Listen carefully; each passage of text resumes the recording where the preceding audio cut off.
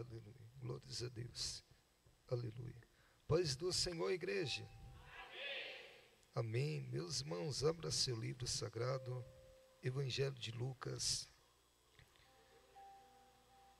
Evangelho de Lucas. Seu capítulo de número 1. O seu versículo de número 39. Sou grato a Deus por essa oportunidade, pela hospitalidade, a recepção, o abraço acolhedor dessa igreja. Sou grato a Deus pela vida do nosso irmão Davi. Irmão Davi, ele foi o instrumento de Deus que me deu referências a respeito desse ministério, dessa denominação. E na primeira vez que eu estive aqui presente, vim para cultuar a Deus e tive a honra de conhecer pastor Afonso, pastor Barbosa e alguns rostinhos que estão presentes aqui eu já conhecia. Louvo a Deus pela vida do irmão Davi.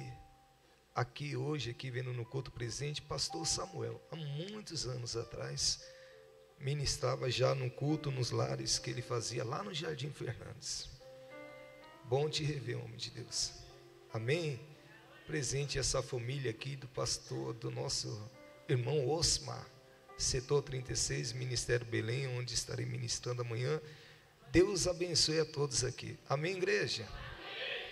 Evangelho de Lucas, capítulo de número 1, seu versículo de número 39, diz assim: E Maria se levantou naqueles dias e foi apressadamente à região montanhosa para a cidade de Judá. E entrou na casa de Zacarias e saudou Isabel. E aconteceu que quando Isabel ouviu a saudação de Maria, o menino que estava sobre o seu ventre se movimentou, e Isabel ficou cheia do Espírito Santo. E aconteceu que quando Isabel ouviu a saudação de Maria, o menino que estava sobre o ventre de Isabel se movimentou, e Isabel foi cheia do Espírito Santo. Inclina a sua cabeça. Ó Deus que vê, Deus que ouve, Deus que responde. Estamos nós aqui unidos, unânimes, juntos em um só propósito de prestar um culto de adoração a Ti. Dentro desse culto fazemos a Ti uma petição, um requerimento. Dê a nós olhos que veem, ouvidos que ouvem, um coração que compreenda a Sua palavra. Age em nosso meio dons, sinais e fruto do Teu Espírito Santo, e nos leve a estar dotado da Sua graça, cheio da Tua presença, que Teu Espírito Santo se apodere de nós, toma conta de nós por completo, em nome do Senhor, amém. Toma seu assento, igreja. Glórias a Deus. Aleluia. Será uma mensagem sucinta, uma mensagem breve, mas aos que estão presentes, que Deus dê a vocês olhos que veem, ouvidos que ouvem, um coração que compreenda a palavra de Deus. Uma certa feita, meus irmãos, a história vai dizer que estava previsto, já havia uma programação para dar início a um sermão referente ao reino de Deus, a uma pregação. Diz a Bíblia que a pessoa de Jesus está sentado junto ao lago de Genezaré, e tinha uma multidão reunida esperando ouvir Jesus falar. Nesse exato momento, meus irmãos, há uma perspectiva, uma expectativa, porque está previsto para que o Senhor dê início ao sermão sobre o reino de Deus.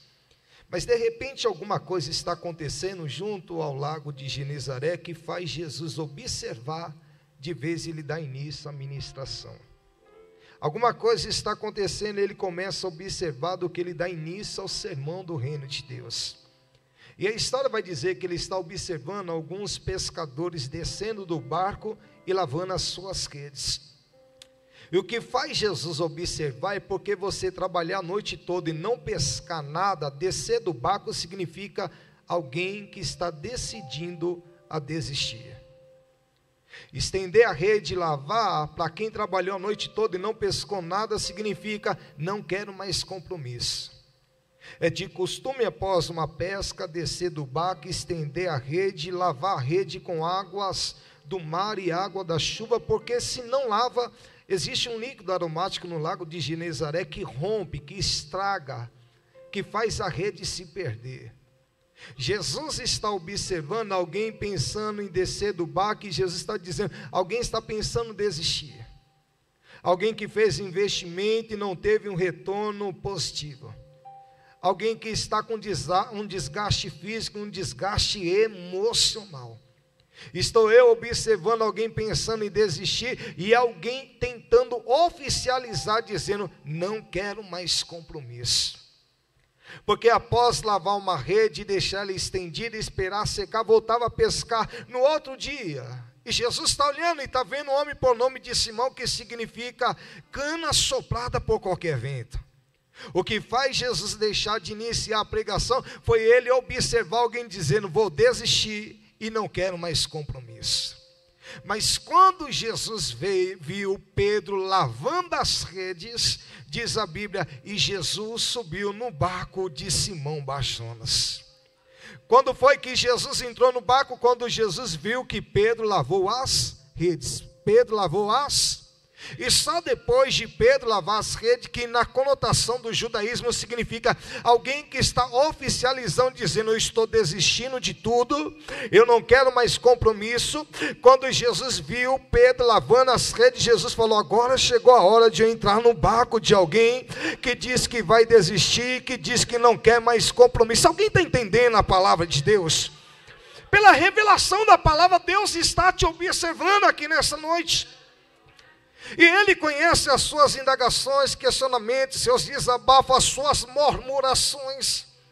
Ele sabe que existem perguntas que não foi respondida, problemas que não foi resolvido, necessidades que não foi suprida, e alguém em seu pensamento entrou nesse ambiente dizendo, eu vou desistir, eu não quero mais compromisso. Jesus está te observando, e antes que você declara, vem oficializar publicamente que vai desistir e que não quer mais compromisso, Jesus vai entrar no barco de alguém aqui nesta noite.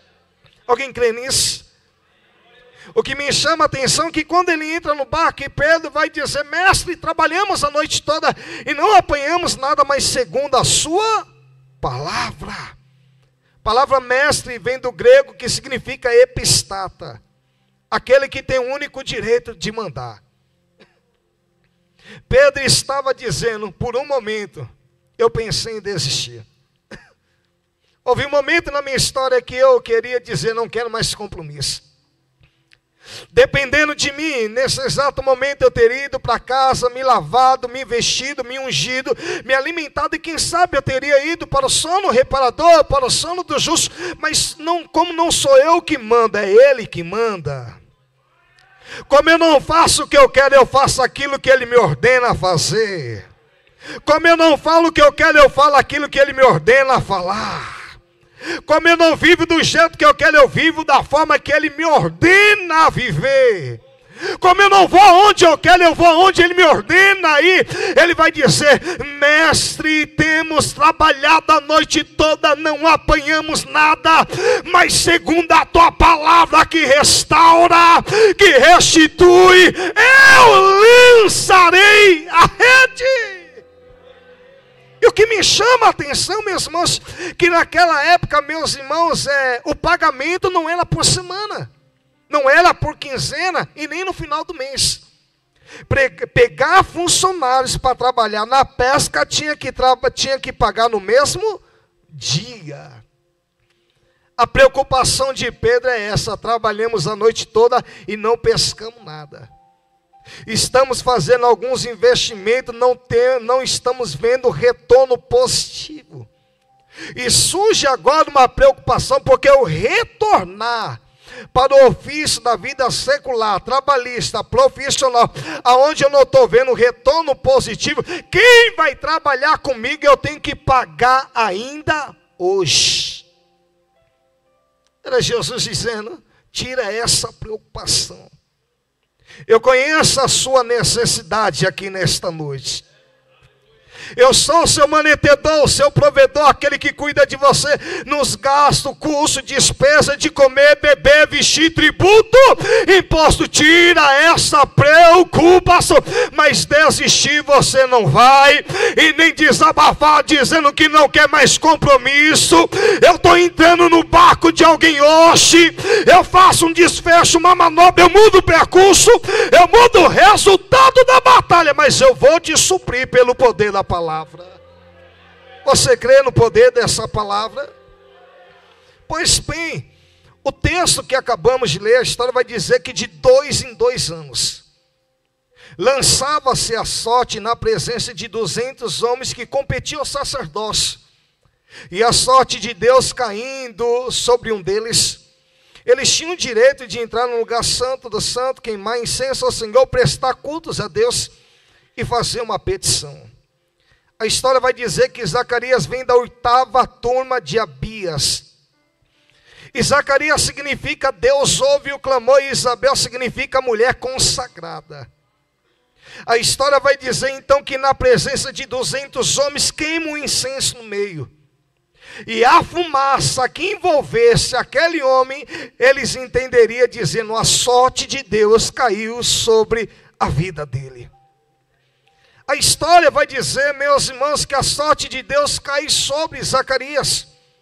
Mas o que me chama a atenção, meus irmãos, é que na história paralela, alguém entra na história e vai dizer: Zacarias, Zacarias, eu tenho te observado que durante muitos anos você compete a oportunidade da sorte de Deus cair sobre a tua vida, e até hoje a sorte de Deus não caiu sobre a tua vida. Eu preciso fazer uma pergunta para você. Se a sorte de Deus não cair hoje sobre a tua vida, você tem estrutura em esperar Deus ficar 2 anos em silêncio, calado, sem Deus responder? E a resposta de Zacarias é: eu vou permanecer clamando. Alguém na história vai dizer: se as coisas não andar, não ir para frente, e Zacarias responde: eu vou permanecer clamando.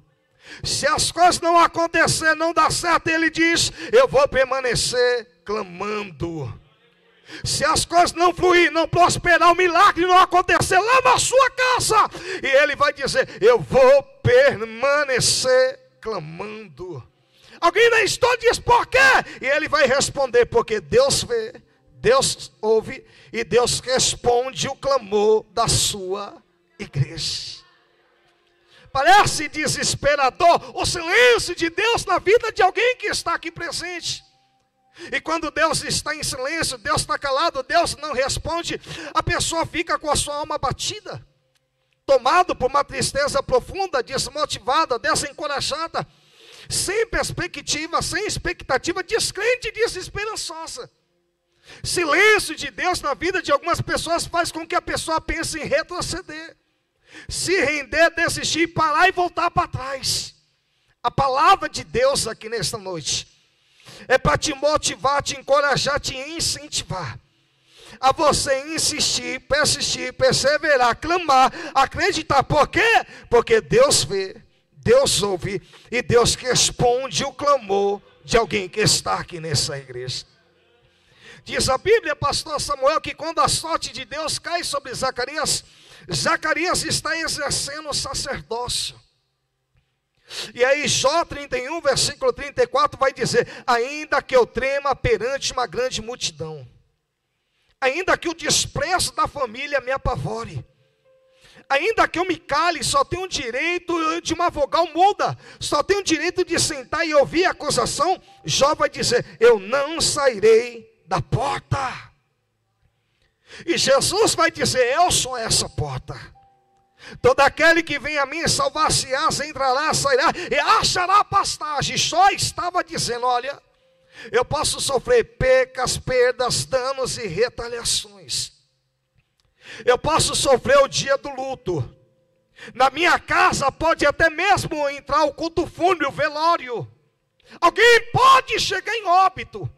Eu posso adoecer, ficar doente, enfermo no leito de uma cama, mas passo o que passar, aconteça o que acontecer, da presença de Deus eu não saio, ninguém me tira. Eu não saio, ninguém me tira. Você está perdendo a oportunidade de dar glória. É Deus dizendo: o passo que passar, aconteça o que acontecer. Reprime a tua voz de choro, enxugue as tuas lágrimas, erga a sua cabeça, não saia da presença dEle.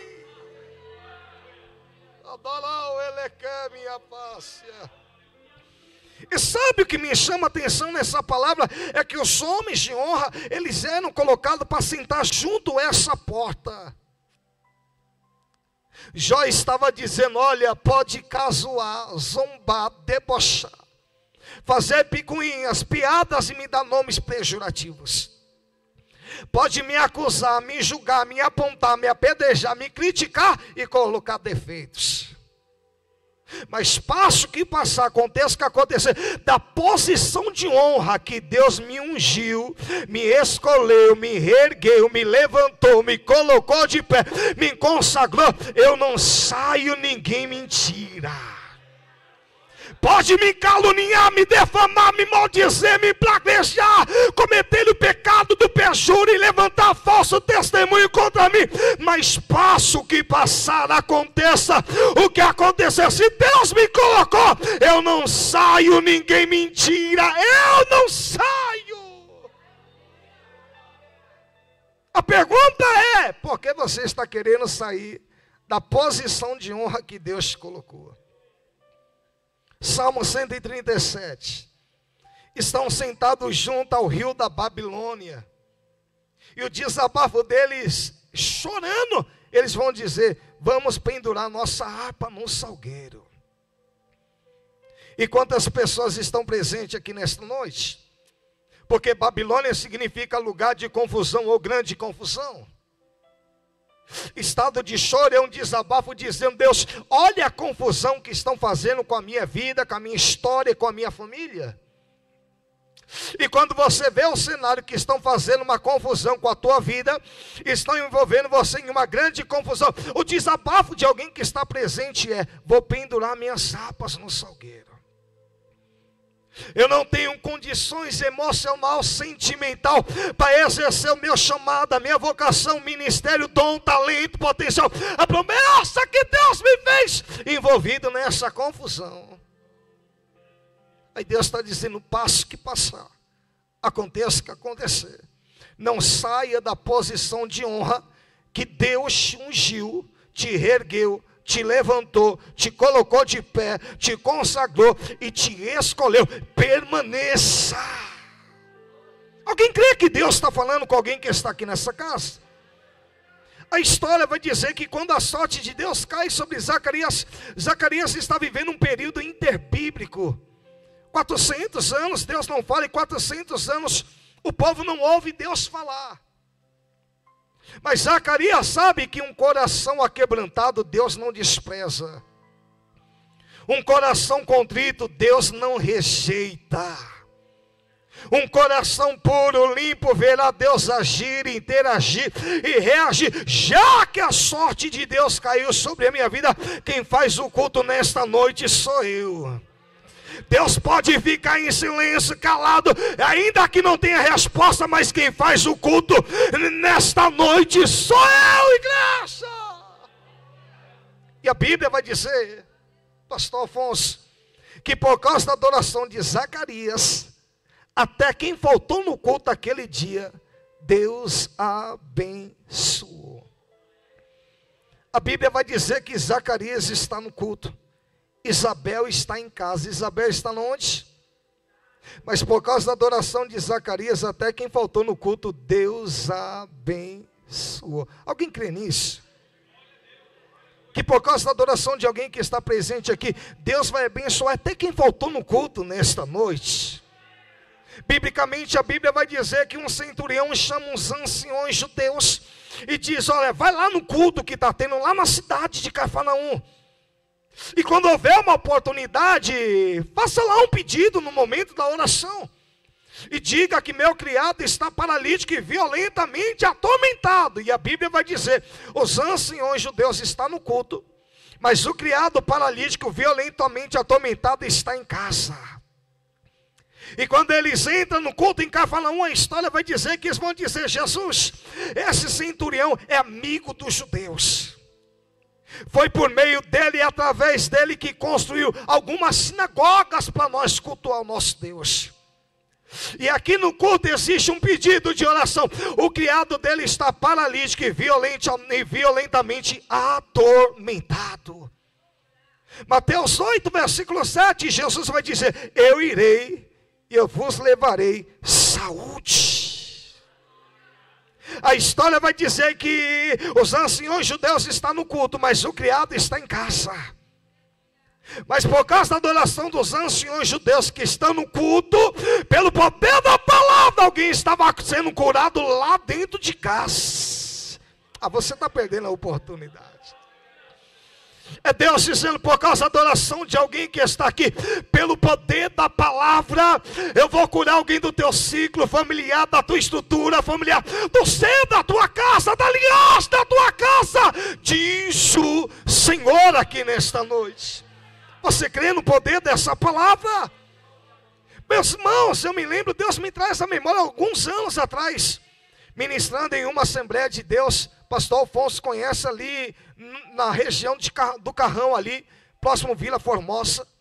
Uma quarta-feira à noite, 15 minutos de pregação, e havia uma mulher paraplégica, 82 anos de idade. Paraplégica na cadeira de roda há 20 anos. Aos 62 anos de idade, ela sofreu um acidente de carro com a filha. 20 anos paraplégica, e Deus dizendo: ainda hoje vou eu restaurar os 4 genos flexíveis de alguém que está aqui nessa casa. Mulher de 82 anos de idade, paraplégica, ela começa a se bater na cadeira de roda, e algumas pessoas temerosas, famílias, parentes, membros da igreja, achando que é ataque de convulsão, ataque de epilepsia, ou manifestação de demônio, e Deus dizendo: não toca, porque sou eu restaurando os 4 genos flexíveis nessa casa. Mulher de 82 anos de idade, paraplégica, Deus se ergueu, levantou, colocou de pé, houve cura na casa, e o nome do Pai foi glorificado. Pelo poder da palavra eu posso profetizar então aqui nesta noite. O mesmo Deus que me usou alguns anos atrás para ministrar cura na vida de uma mulher paraplégica, é o mesmo Deus que está me usando aqui nesta noite. Eu quero profetizar que Deus vai visitar a estrutura do osso, do nervo, da carne e da pele de alguém que está aqui presente. Deus vai visitar o útero, o ovário, a trompa, o ventre, a uretra, a bexiga de alguém que está aqui na casa. Deus vai visitar o rim, o fígado, a vesícula, o intestino delgado, o intestino grosso, o estômago, o coração, a traqueia, o esôfago, a faringe, a laringe, a artéria, a parte crônica, o pulmão, o sangue, e pelo poder da palavra Deus está dizendo: haverá cura e milagre ainda hoje, diz o Senhor aqui nessa casa. Você crê nesse poder da palavra? Que Deus remove inflamação, infecção dos nervos e articulações. Que Deus traz cura nos 4 gelos flexíveis. Que Deus remove diagnóstico mau e prognóstico terrível. E pelo poder da palavra, Deus está curando alguém aqui e alguém da sua casa, diz o Senhor. Eu creio ainda no poder dessa pregação. Eu ainda creio que Deus faz uma mover linda aqui nesta noite. Deus é tão fiel na sua palavra, que se alguém estiver presente, ouça desafiar a fé e o poder dessa palavra que é fiel. E pela ousadia que eu prego essa palavra, eu declaro para você: se você tem uma planilha que tem que fazer mamografia, ultrassonoplastia, mamografia, cintilografia ou tomografia, Deus está dizendo: vá lá, o sinal da palavra vai com você. Eu estou curando você pelo poder dessa palavra. Eu creio nisso. A Bíblia diz que por causa da adoração de alguém que está no culto, Deus abençoou até quem faltou no culto aquele dia. Pastor Samuel, Jesus está entrando na cidade de Tiro e Sidom. Judeus não entram, mas Jesus e a pessoa de João entra lá. E está vindo uma mulher sírio-filícia, uma mulher cananeia, dizendo: Jesus, filho de Davi, tem misericórdia de mim, porque minha filha está miseravelmente endemoniada. Meus irmãos, você consegue imaginar uma mãe dizendo: pastor, a minha filha sai na sexta, volta domingo para segunda. A minha filha está se envolvendo com umas amizades de um caráter duvidoso. Se eu falo A, minha filha fala o abecedário todo para mim. Se eu vou corrigir, só falta a minha filha me agredir verbalmente ou fisicamente. Só pode ser demônio. Pois de pequena eu policiei, disciplinei, discipulei, reeduquei, doutrinei. Isso só pode ser demônio. A Bíblia diz que a mãe está no culto e a filha está onde? Em casa. E Jesus vai dizer: eu nunca vi tanta fé em Israel como eu vi nessa mulher. Vá, ainda hoje haverá libertação na sua casa. Aquela mulher, ela vai antes que o culto terminasse na cidade de Tiro e Sidom. E a Bíblia vai dizer que quando ela chega em casa, a menina estava deitada, e o demônio que estava sobre ela, Deus já havia repreendido. Pelo poder dessa palavra, haverá libertação ainda na sua casa. Vocês creem que Deus trabalha dessa forma? Eu me lembro, eu sei que aqui tem famílias aqui, que era lá da rua ali, da comunidade do Vila e Iocuné. Eu me lembro que uma certa mãe de muitos filhos, em um grande congresso da Assembleia de Deus, após a ministração, diz: pastor, tu lembra do meu filho? Grupo das crianças na igreja, cresceu, aprendeu a tocar todos os instrumentos, se tornou líder da maior mocidade da Assembleia de Deus. Eu falei: sim, lembro. Ela diz: pois bem, ele saiu da igreja, se afastou de Deus, fez uma aliança aí, com uma faca aí do mundo terreno, e ele dá tanto trabalho que eu adoeci. Para dormir eu durmo à base de remédio. Ele dá tanto trabalho que vizinhos já chamaram polícia para ele. E a mãe contando, e a única coisa que eu pude falar para ela: mãe, você tem fé? Haverá libertação lá na sua casa. 3 semanas depois, volto para pregar num congresso nessa mesma igreja. E antes que pregasse a palavra, ela pede a oportunidade para dar o testemunho. E ela diz: há 3 semanas atrás, pelo poder da palavra, eu ouvi que, segundo a minha fé, haveria libertação na minha casa. Aquela mãe daquela rua Esperantinópolis, ali na comunidade do Iocuné, quando ela chega, a filha menor está na porta de casa. E a filha está chorando, e a filha diz: mãe, desce lá, eu estou com medo do meu irmão. Ele pula, ele rouba, fala em línguas que eu não entendo. E a mãe achando que o filho está embriagado, ou que o filho está drogado. E quando a mãe desce, o filho vê a mãe. Ele abraça a mãe, dá um ósculo santo e começa a chorar, dizendo: mãe, enquanto a senhora estava no culto, eu estava aqui em casa. Uma voz me manipulava, me persuadia, me influenciava, dizendo: pegue essa arma e tira a sua vida. Se mata. Você é uma doença para a tua família. Você traz problemas para a tua casa. E ele diz: mãe, quando eu peguei essa arma para tirar a minha vida, mãe, lembra como um som de um vento veemente, impetuoso, enchia a Assembleia de Deus. E jovens eram batizados e falavam em línguas estranhas e começavam a profetizar. Mãe, eu senti essa presença aqui na casa. E quando eu estava decidido tirar minha vida, a presença de Deus entrou na casa com libertação e me deu vontade de pular, de roubar e falar em línguas estranhas. Alguém crê então no poder dessa palavra? Deus me trouxe aqui nessa casa dizendo: eu vou endireitar as veredas do caminho, forjar o caráter e mudar a identidade de alguém da sua casa. O Senhor está dizendo, pode dizer, eu vou desalgemar, vou desprender, vou destrancar, eu vou soltar, vou libertar, eu vou desatar a vida daquele filho, daquela filha, haverá libertação na sua casa. Alguém crê segundo a sua fé? E pelo poder dessa pregação, tu crê nisso? Pois bem, termina essa mensagem dizendo, pastor Afonso, Maria e José estão no culto, e Maria significa aquela ao qual Deus muito ama. José significa aquele que acrescenta, e Maria vai dizer, eu estou sentindo falta de uma família que não costuma faltar num culto como esse. Zacarias e Isabel. Vamos lá visitar essa família? Porque a verdadeira religião é aquela que visita. E a visita de alguém ao lar é melhor do que um remédio. Quem faz capelania aqui, você sabe disso. Visita alguém que está enfermo. A tua visita, tu fica conversando, a pessoa até esquece de tomar medicamento dela. Maria e José então vão em regiões montanhosas lá na cidade de Judá.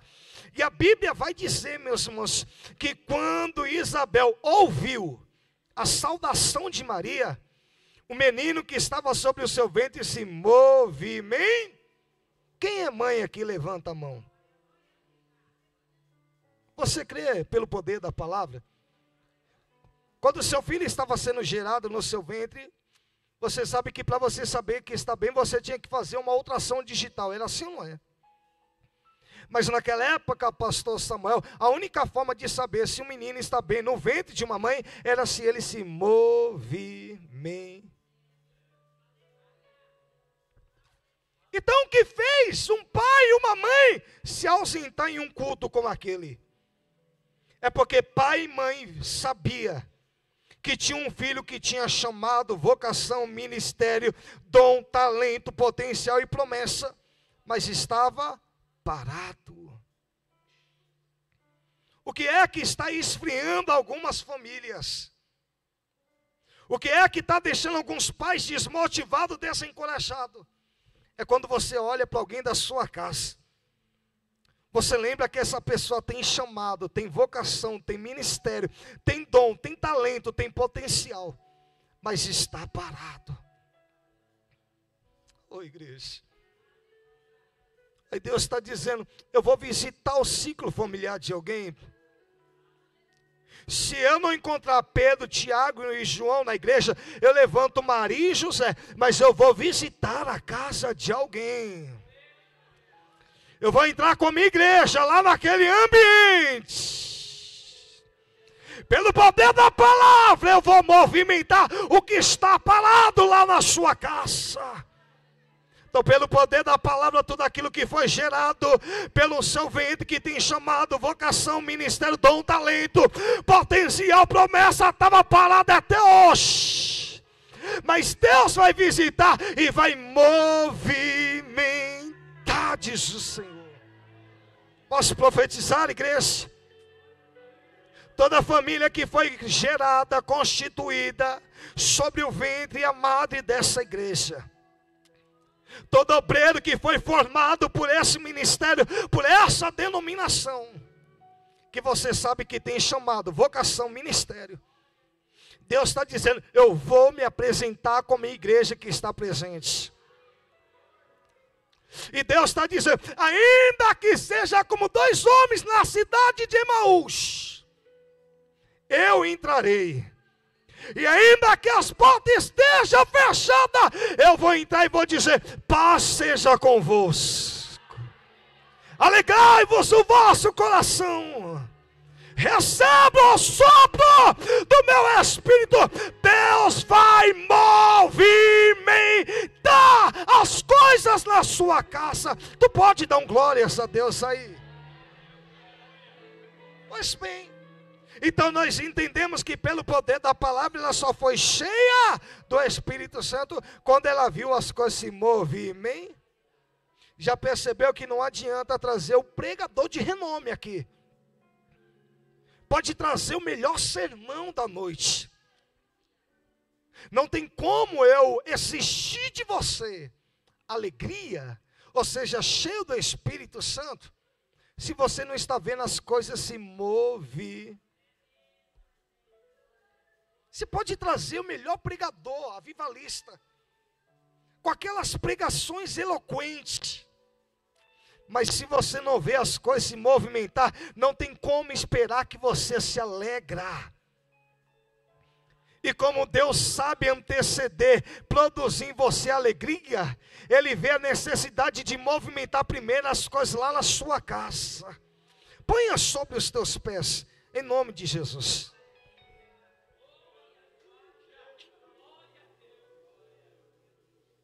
Eu tenho 5 minutos aqui, que foi dada a minha oportunidade.